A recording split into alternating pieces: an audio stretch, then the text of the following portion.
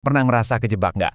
Yuk kita mulai dengan satu pertanyaan, yang mungkin jujur aja agak nyeremin saking nyatanya. Kita semua pasti pernah deh ngalamin momen ini. Jam 2 pagi, kamar gelap, yang lain udah tidur, tapi pikiran kamu berisik banget.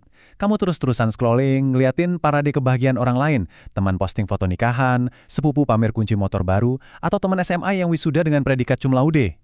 Dan kamu di situ, di kamar sendirian, ngerasa kayak, aduh kok gue gini-gini aja ya. Tapi, sini deh, dengerin baik-baik. Perasaan tertinggal itu, perasaan kalah di perlombaan yang bahkan kamu nggak pernah daftar buat ikut, itu semua bukan salah kamu.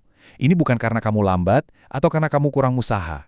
Gimana kalau rasa sakit itu ada bukan karena kamu payah, tapi karena kamu, tanpa sadar, lagi jalan pakai peta orang lain. Ini nih, gagasan inti yang bakal kita bongkar sama-sama. Oke, ayo kita bedah konsep ini lebih dalam. Aku nyebutnya paradoks peta.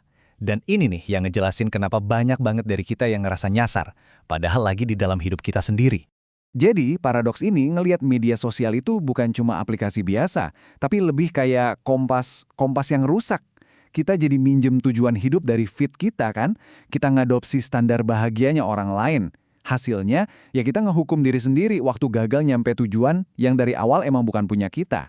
Ini bener-bener ngegambarin betapa anehnya situasi kita.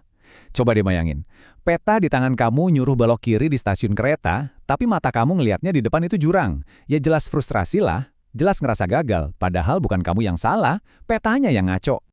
Oke, kita lanjut ya. Karena ternyata dampaknya itu jauh lebih serem dari sekedar ngerasa nyasar. Nah, di sini nih, horor yang sesungguhnya dimulai. Dan poin utamanya tuh ini udah bukan lagi soal iri-irian biasa.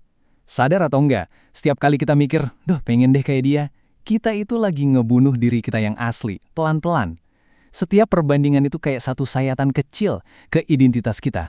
Coba deh renungin ini sebentar. Kamu nangis karena gagal di sebuah peran, yang skenarionya aja nggak pernah ditulis buat kamu? Dunia ini nggak butuh fotokopian ke 1000 dari influencer sukses itu. Dunia ini butuhnya kamu. Iya, kamu apa adanya, dengan semua keunikan dan bahkan berantakannya jalan hidupmu.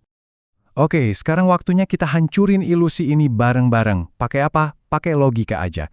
Kita bongkar penjara ini dari dalam. Kesalahan fatal kita tuh di sini.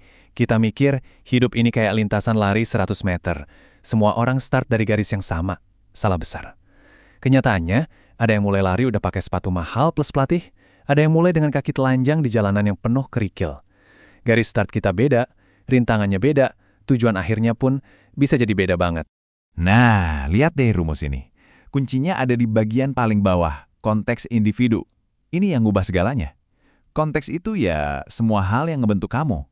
Kamu lahir di kota atau di desa. Kamu harus kerja buat bantu keluarga atau enggak. Kondisi kesehatan kamu. Siapa aja yang dukung kamu. Itu semua konteks. Dan justru inilah yang bikin pencapaian tiap orang itu unik dan sama sekali nggak bisa dibandingin secara adil. Jadi, ngebandingin diri kamu sama orang lain itu bukan lagi kompetisi. Itu gila, beneran deh. Kamu tuh ibarat ikan yang nyalain diri sendiri terus-terusan karena nggak bisa manjat pohon secepat monyet. Itu bukan cuma nggak adil, tapi ya nggak masuk akal sama sekali kan?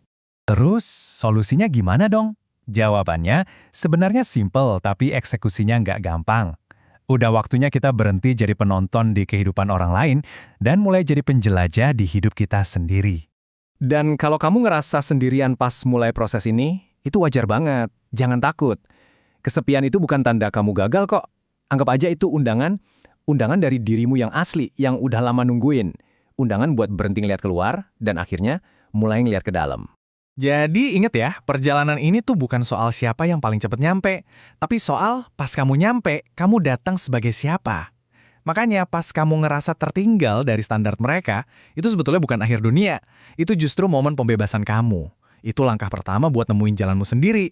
Karena kadang, tertinggal dari rombongan yang salah adalah satu-satunya cara buat nemuin arah yang benar. Dan inilah pertanyaan terakhir, sekaligus yang paling penting buat kita semua. Nanti, di akhir perjalananmu, apakah kamu akan tiba sebagai dirimu yang utuh, atau cuma sebagai bayang-bayang dari ambisi orang lain? Karena pada akhirnya, penyesalan terbesar itu bukan soal gagal loh, tapi soal berhasil. Berhasil ngejalanin hidup yang ternyata bukan punya kita.